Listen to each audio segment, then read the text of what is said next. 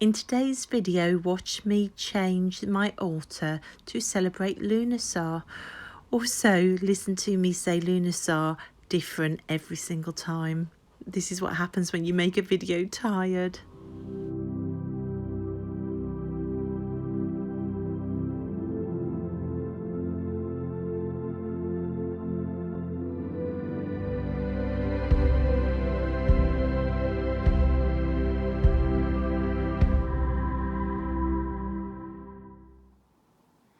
Hi guys, it's Candy here. Today I'm bringing you an altar change. I absolutely loved my Letha altar, my midsummer altar with its March of the Fairies on there and its worshipping of the longest day of the year. But now we're heading towards autumn and we've reached the first of the harvest festivals. So it's time to change things up to celebrate Lughnasadh. Okay, well I've just run downstairs and been through my art supplies to see what fabrics I've got. And I've got a combination of this. This is actually greener than it's looking. So I've got this green fabric, this kind of goldy brown velvet. I've got this orange that's covered in flowers, and I've also got this rust brown. So it's a good combination of colours for Lughnasadh, and I'm just mulling in my mind what I'd like to do. I've taken off the bright yellow off the Letha and I'm heading more towards these colours, so I'm just having a little think at the moment. Okay, this is what I eventually settled on. I hope you can hear me over the traffic because I've got the windows open because it's super hot in here today again. Right, colours. Let me talk you through why I chose this. Lughnasadh is the first of the harvest, so we're still in a time of the year where the sun is prevalent and we've got flowers. Things are growing still. We're waiting for a lot of the harvest still to come in. So a lot of people still go for the yellows and the oranges and the flowers and green as well, as a nod towards the summer that we're in, because it's probably one of the hottest times of the year now. However, it is a nod to the fact that autumn is on its way, so a lot of people go for more the browns and the rusts, the dark oranges and the golds. So underneath this very bright orange with yellows and pinks and reds and to do with flowers, and the green, which is a nod towards the summer, because I'm not quite yet ready to let go of the idea that we're fully in summer. Underneath it I've put a nod to days to come, so this burnt orange and this goldy red of like a setting sun. So it's kind of where we are now and a hint to the season to come of when Samhain comes and we're fully in autumn. So I've kind of layered it up. It's like a colour correspondence textile nod to where we are in Lughnasadh and also where we're heading.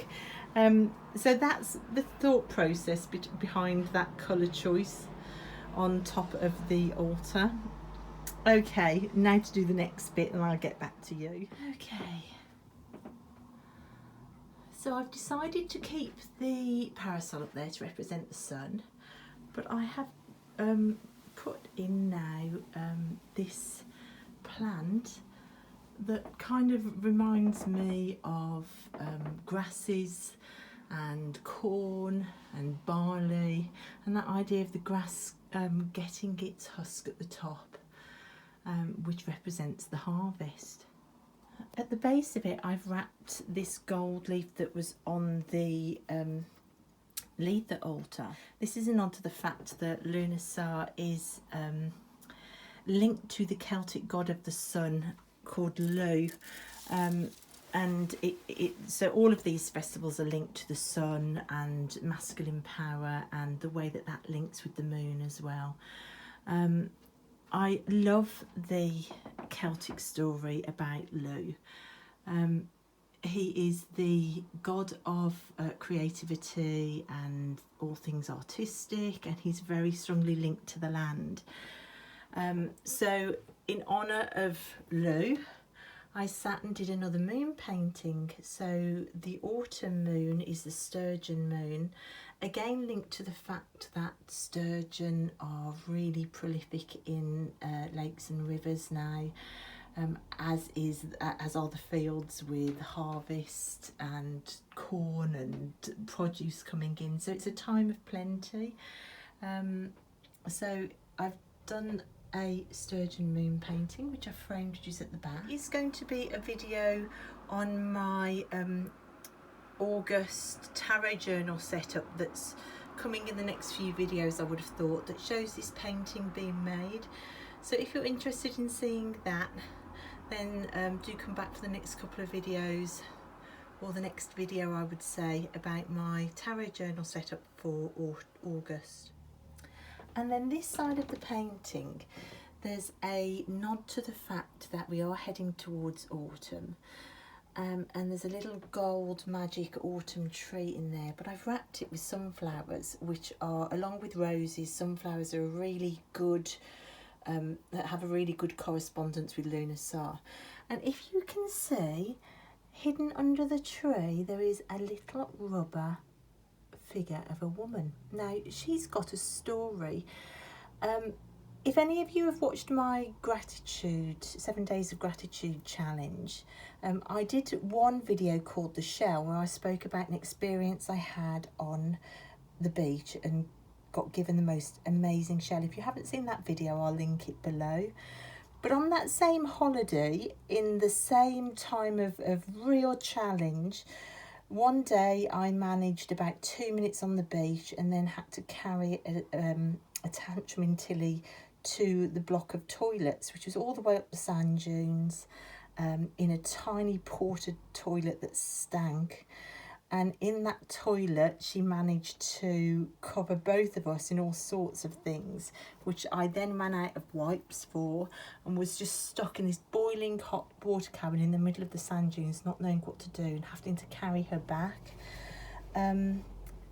Again, there was another pity party thrown that moment, and as I was carrying her back to the tent down this really dusty, sandy, boiling hot road in the middle of the sand dunes, on the floor, squashed under car tyres, and I think you can see tyre tread on the head, was this figure of this woman. And I caught sight of something, and the voice inside my head went, "Go back and get it, that's for you." And it was this woman, and it made me cry, because I just thought, that's how I feel as a mother. I feel so squashed, and she was literally squashed into the concrete. And I've kept her all these years, thinking eventually I'll find something for her, I'll find a place for her. And you know what, guys, I think I found her place. I've given her pride of place under the autumn tree, under the magic tree, with all the sunflowers, so she can sit peacefully and rest and watch the last days of summer. And she can sit and watch other people do the harvest. She's deserved a bit of rest. And as I painted my sturgeon picture as well, I also gave thanks and put intent out for me to find times to rest as well. Because one of the stories of this Sabbat are to do with the sun god Lugh. It started off as a festival to honour the funeral of his, it was either his stepmom or his foster mom who raised him. And she died of exhaustion by tilling all the fields in Ireland by herself, and it killed her. She died of exhaustion. So this festival was a funeral festival to honour her and her work with the earth. And when I heard that story behind this Sabbat, I was really, really moved. As a single mom who often gets exhausted, it was an angle that I wanted to really come at this altar and this festival with. And for all you single moms out there, as I painted this, I sent out intent into the universe that you, this season, all find opportunities to rest and to meditate. For me, drawing and painting is my meditation. So within that, I sent all of that out into the ether, in honour of Lou's stepmother, who died of exhaustion. But look, she's not going to die of exhaustion today. She's got a place to rest and to watch from. Okay, I've added in a couple of suns because for me this is very much still a sun festival. So I've added in something to represent a yellow sun for the summer we're in, but also a representation of an autumn sun. So I think all through this altar, from the colour correspondence to the greenery and the autumn tree, I've added in a green tree as well, by Lugh's stepmother as well. There's like it's balance, and I think when we're searching out rest, which this altar for me now is turning into, it's symbolic of that. The balance, you've got to search out balance. So I'm trying to keep this altar balanced between celebrating the summer and moving in a circle to the autumn, but using that to represent a balance. So I hope you can see it coming together and the thought processes I'm using for it. So I've been adding some candles now. Now in the centre I've got these, they were only £1 each. They're so quite cheap, but they're apple and cinnamon candles. So the apple links to Lughnasadh, because anything to do with fruit or berries, harvesting apples in particular. So the fact that they're apple scented ties in. This side as well, I've added my sun and moon candles that represent the sun and the moon. They tend to go on every altar. My altar doesn't feel right without those on. I've also got another fruit scented candle here, and these are all fruit scented as well. So there's the yellow and green candles there as the nod towards the grass and the sun of summer, and then as you head this way the candles become more autumnal. This is a Belgian waffle candle, and this is a vanilla coffee candle, which warm waffles and coffee, it makes me think of autumn days. And also the coffee might be good for Lugh's foster mom under the tree, who probably needs a bit of a pick me up with a bit of coffee, to remind her to rest and hibernate as well. I've put a little hedgehog to keep her company, again a reminder of the autumn to come. This side I've put a fox because one of the ways of celebrating this festival is to bake a cake and to take it outside to eat, and to throw pieces of the cake behind you as an offering to all the animals that might steal your harvest or your crops or your livestock during this harvest time. And it was an offering to keep the animals like foxes, anything that could steal your harvest, away. So there's a little fox there. If I can find a little toy cake somewhere, I'm going to give him a little toy cake. If not, he might be getting some crumbs and biscuits for real put in front of him, because I've got a garden full of harvest that I also don't want to get stolen. So you can see it's starting to come together. We've got smell correspondence, candle colour, we've got references for the sun and the moon, and the idea of the changing of that season, the fact that the wheel is always turning. And then there are some stories to do with Lughnasadh, Lugh the sun god, his stepmom, the fact that the Lughnasadh started as a funeral celebration for her. You've got a link to the moon and the Sturgeon Moon in there, and yeah, and I'm quite pleased with it. It's coming together how I want it, and it's all symbolic of what I want to use this season to think of.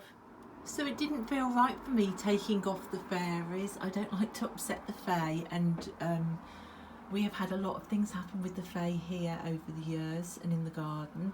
So what I did, I went and found a wind chime with a fairy on, but in all these sort of burnt orange colours, like sort of autumn colours. And then down here on the shelf in front of some of my storage supplies, my favourite fairy is going to remain out with a autumn stone saying I believe in fairies. So I've put some of the fairy lights back in at the back as well. Just had a little rejig and rearrange, and it's coming together. This little pot here, I've got some actual corn growing in the garden that when it's ready to be harvested, I'm going to fill that little pot up with stuff harvested out of my garden. So that's why that pot's empty at the minute. So here it is now, completed. So I've got I've put the goddess area here. I've got a stone here which I found on the beach, which mirrors my tattoo, which for me is imbued with personal power. I've got the sun painting that I did down here because it's still a sun festival and it's still part of summer. And I've got these tantric grid paintings that I did as well, which help for meditation. I've got the swan for Bridget, surrounded by sun candle holders, and they've got offerings of orange candles for Lughnasadh. And there's a couple of containers there and there to hold incense. So I'm off to the shop now to go and buy some nice rose incense. I've got my nod still for the fae on here. And in there I've got the swan that always goes on my altar for Bridget, which my daughter brought me. She brought me that on a school trip and it was so expensive. And she spent every single penny she'd got. It's the second school trip she did that. Instead of buying anything for herself, she came back with something for her mum. I love her so much. She's so wonderful. And then we've got the little fox. I'm going to give some cake crumbs to try and keep my harvest safe. In the centre we've got a sun with a dancing woman stone in front of it, which I found, which symbolises freedom and strength, and again personal power. That's why it's by another swan. And we've got all offerings for the season. We've got the nod to autumn, and I've added crystals around the resting foster mum and sunflowers to make sure that she rests and is protected. So there's citrine here and there's clear quartz as well. And you've got candles with fruit smells and grasses. There's my Morrigan painting still, and then in the centerpiece we've got the watercolor that I did because it's a Sturgeon Moon. So that's it. I'm really pleased with that. I've got my spellcrafting meditation lower shelf still in place, and colours and all sorts of symbolism. There's my Lughnasadh altar complete. I hope you enjoyed it, guys.